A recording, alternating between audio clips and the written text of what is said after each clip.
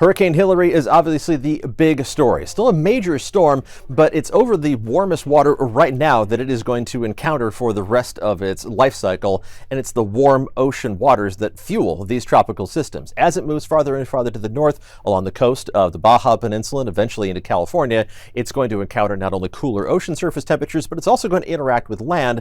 And both of those factors are going to slow down those maximum sustained winds associated with this storm. Let's take a look at the forecast path. It is going to weaken over the next 24 hours or so. By the time mid-morning on Sunday rolls around, we're looking at it down to barely a hurricane. 75-mile-an-hour sustained wind, 74 miles an hour is the threshold of a hurricane.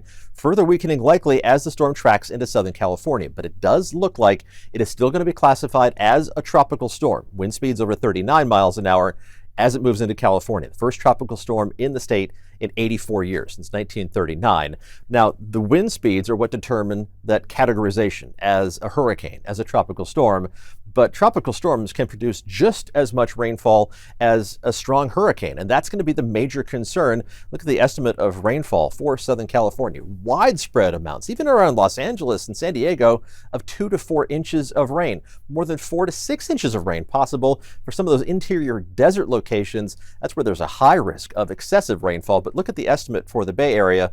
Less than a quarter inch, and whatever number you picked, I would bet the under for the Bay Area. We're going to see just enough moisture sneaking up towards us for an outside chance of maybe a couple of pop-up showers or a thunderstorm on Monday. That's going to be about it.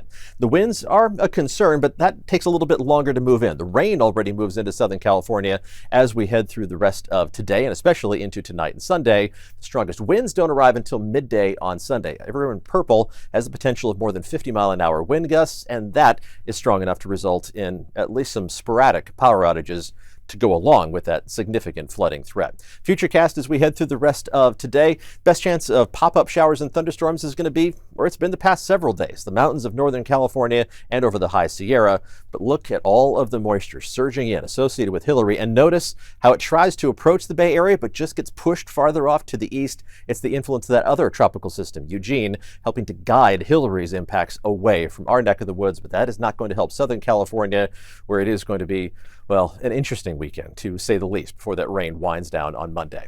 High temperatures today reaching up to a mix of 80s and 90s for most inland parts of the Bay Area. The hottest spots inland in the East Bay likely to reach up into the low to mid 90s. Temperatures should mostly top out in the 70s around the Bay, with mostly 80s for the North Bay. Not bad for this time of year, unless you go farther north and farther inland, where temperatures are more likely to get up a little bit farther into the 90s. We'll check out the 7-day forecast coming up in just a few minutes.